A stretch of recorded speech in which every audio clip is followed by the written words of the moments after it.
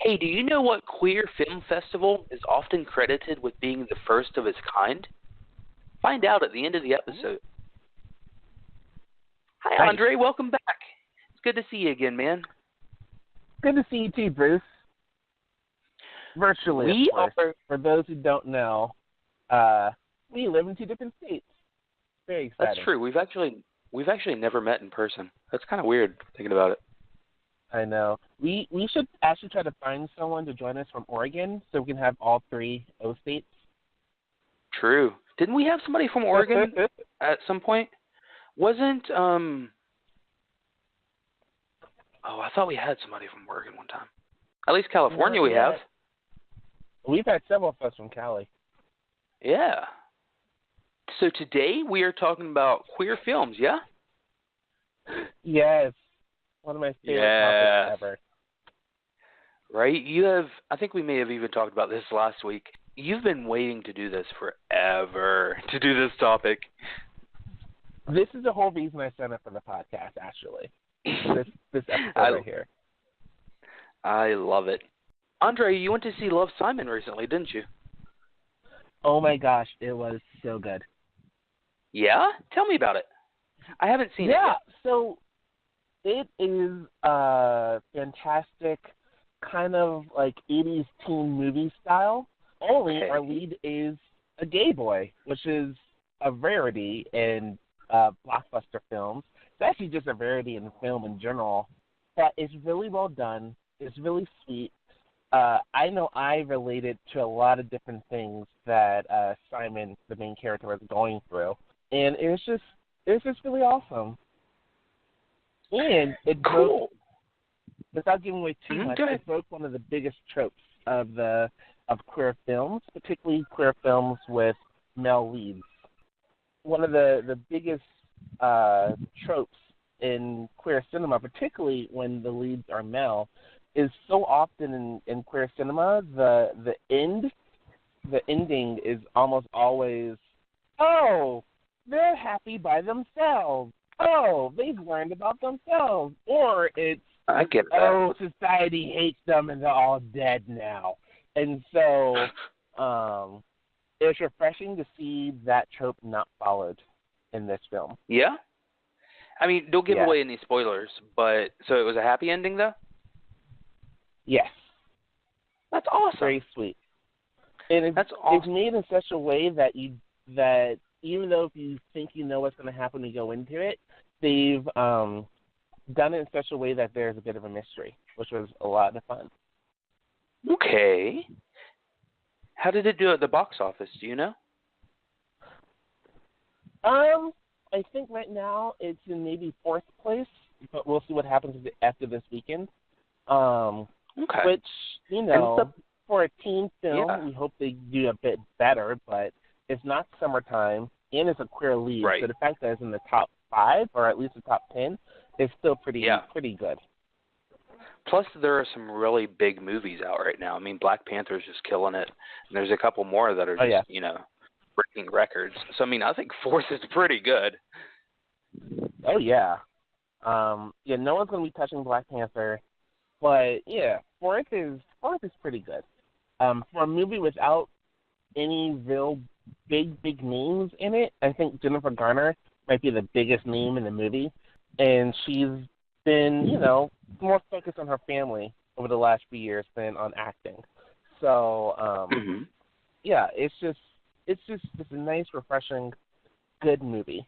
I know there's some controversy about having none of the leads be queer themselves in real life, but you know what? This is I think a good first step that we can have just a more normal movie than the other big Hollywood blockbuster queer films is Brokeback Mountain, where you have two guys who are dealing with trying not to die and destroying their families. Mm-hmm.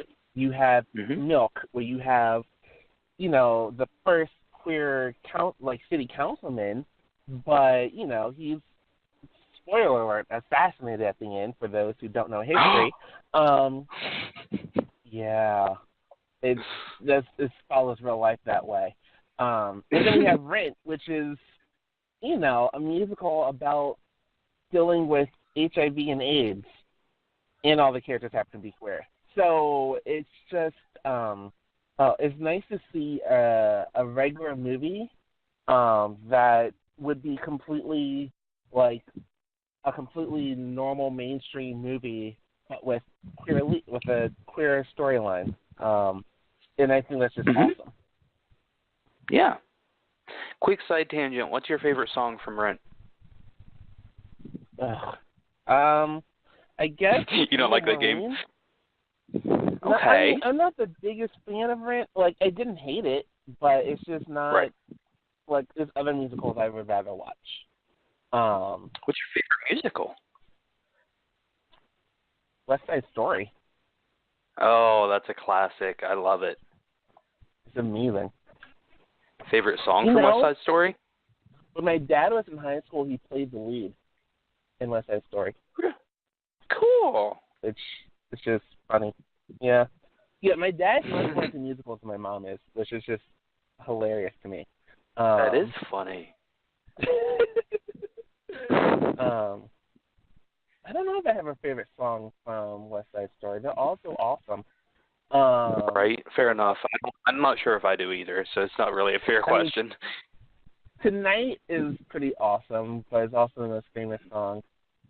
Coming to America is pretty good. That would first probably year have marching band in high school, we had a West Side Story show, and we played. We had a medley, and then we played Coming to America, and then we played Mambo, and we even had like a little dance number with it. It was fun. So that sounds fun. What do you play? What instrument? Wait, I know this. Don't tell me. Trombone? I literally just said it. Oh, come on. I wasn't listening. Was it a trombone? No. Oh, what was it? I play saxophone. Oh, okay. Really cool. Like an alto sax? Yes. Cool. I played an alto sax for... I did in middle school and like half of high school, but I years. That's really cool. Years. I haven't played it in years. Years.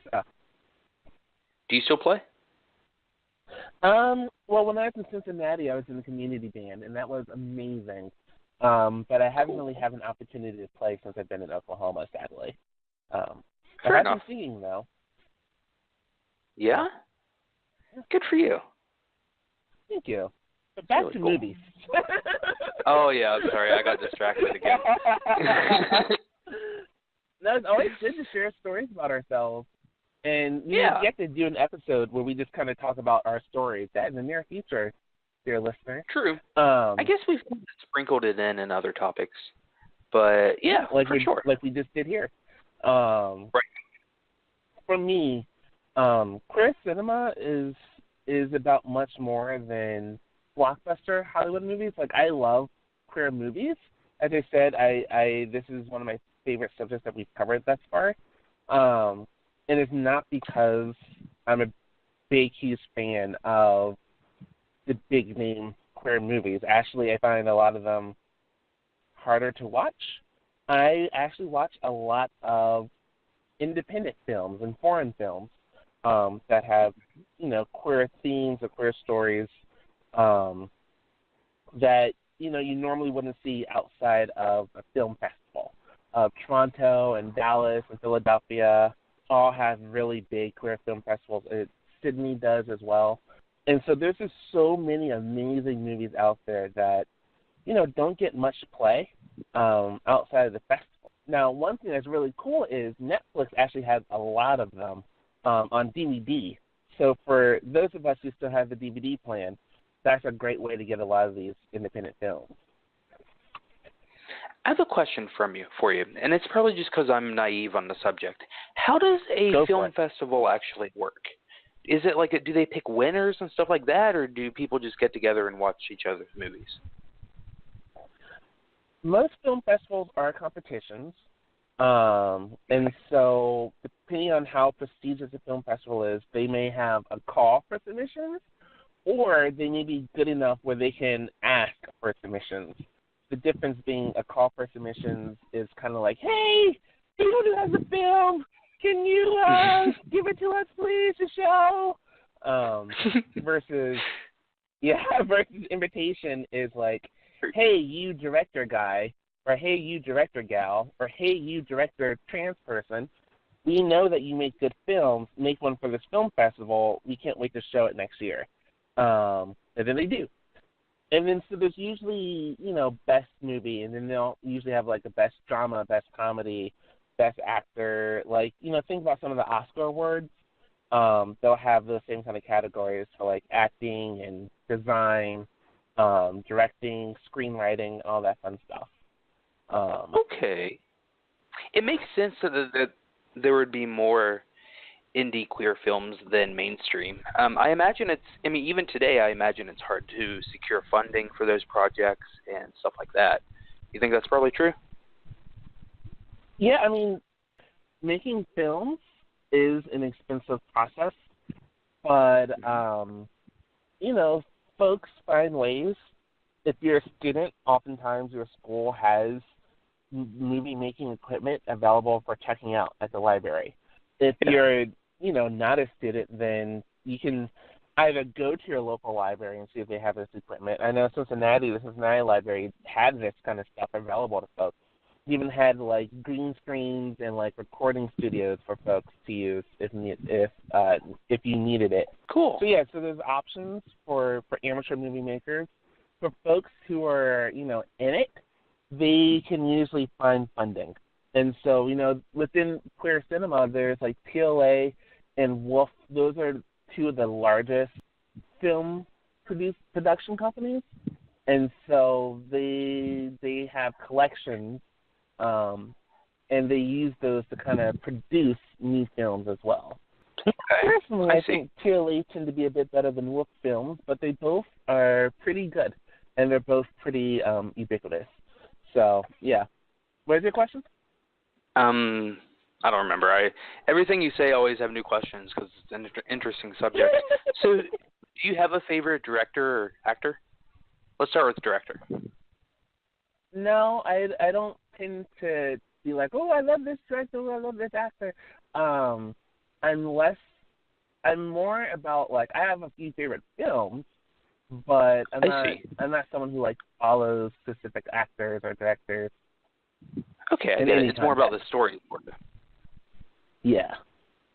I get it. There was another pretty big queer film recently, wasn't there? Call Me By My Name. Did you see that one? Oh, yeah. And Moonlight. Both of them, Moonlight won the Best Picture Oscar. And Call Me By Your Name was nominated for many awards as well. No, I actually did not get to see either one yet. Being in a small town in Oklahoma, we don't have, like, an independent movie theater like the other college towns I've lived in. So oftentimes those smaller releases will only be around for, like, oh, it's Oscar week, so we'll have the Oscar movies here for, 6 or 8 days. If you can't come see it then I guess I hope you can get to Tulsa or OKC. Otherwise, you're not going to get to see it until it hits Netflix or what have you. So I got you. Can't wait for them to hit theaters, or not to hit theaters, to hit the video rental and video streaming platforms so I can see them. You mentioned Netflix earlier, and let's go back to that if you don't mind. So do you have any recommendations for our listeners for queer films that they could watch on Netflix right now? One of my favorites is called The Mostly Unfabulous Social Life of Ethan Green.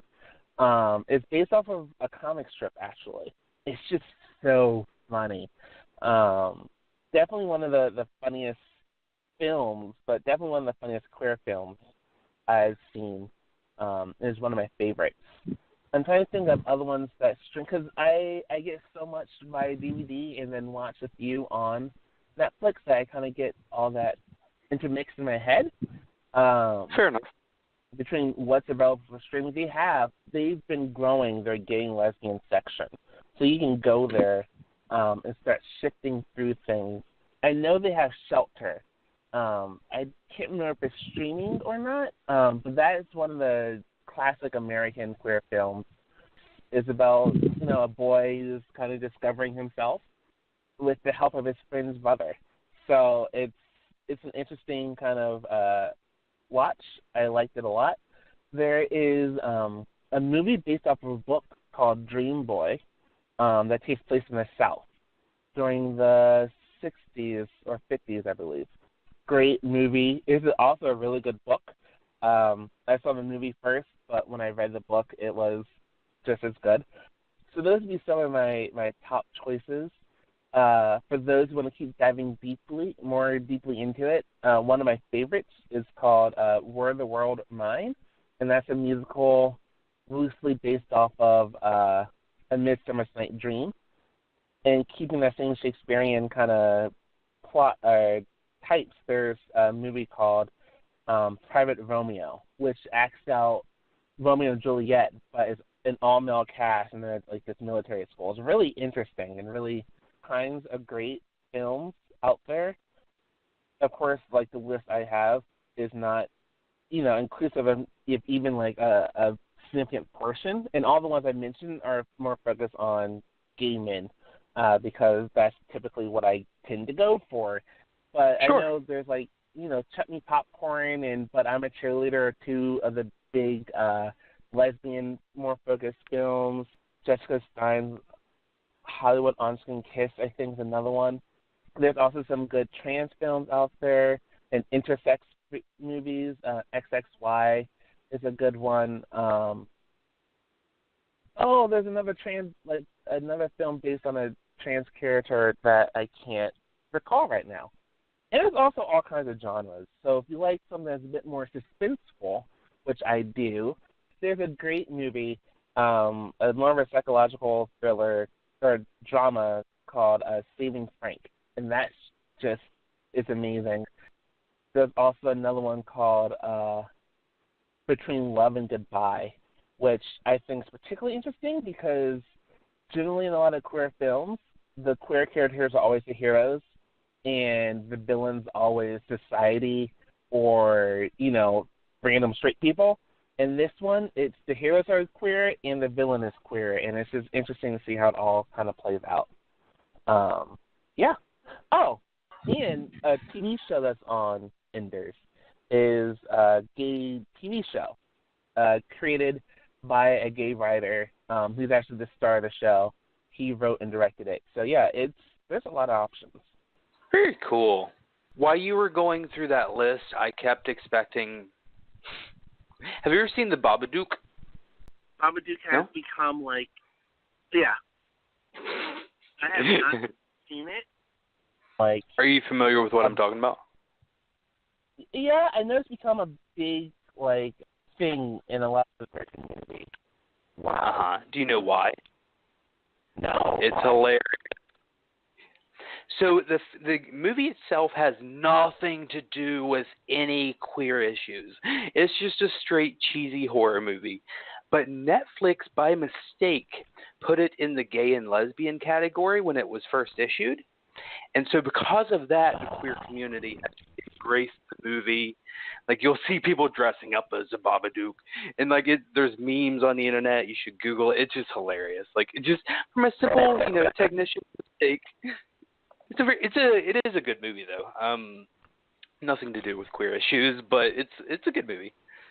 It's funny, we've been talking this whole time about queer movies, without actually mentioning why they're important. Yes, let's wrap up with that. And it's saying with the music, the visibility matters, and if you have the ability to be visible, you can help a lot of folks. And I know for me, I remember being a kid and Beautiful Thing is on HBO, and let me stay up till 1 till after my parents go to bed so I can sleep downstairs and watch it.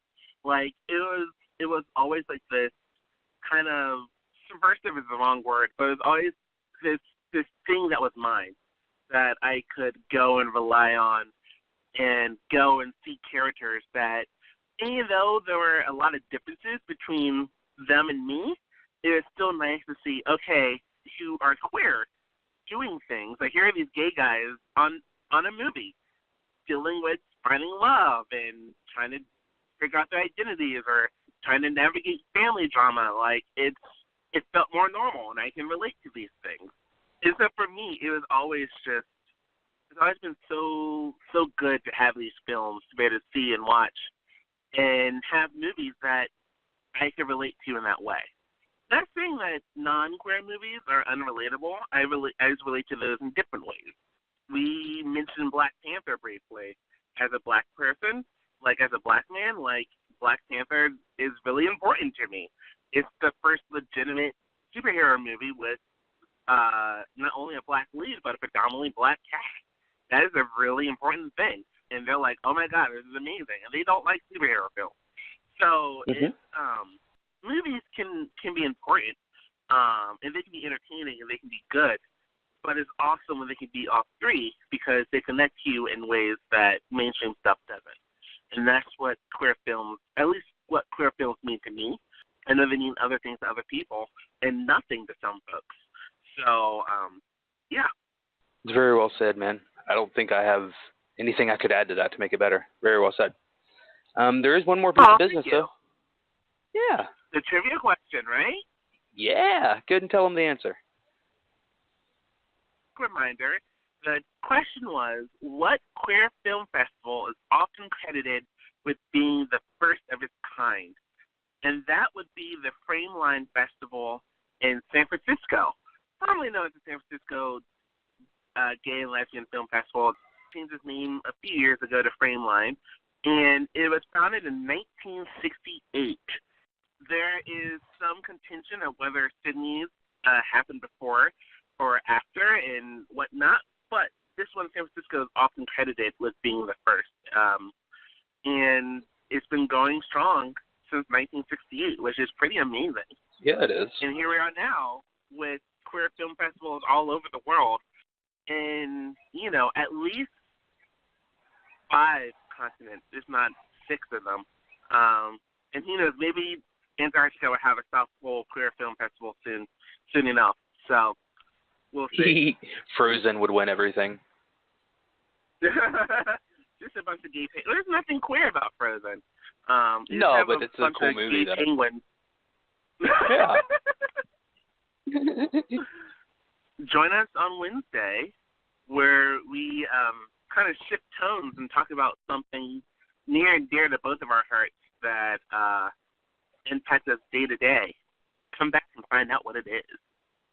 Dun dun dun. Dun dun dun. Have a good day, y'all. Bye, y'all.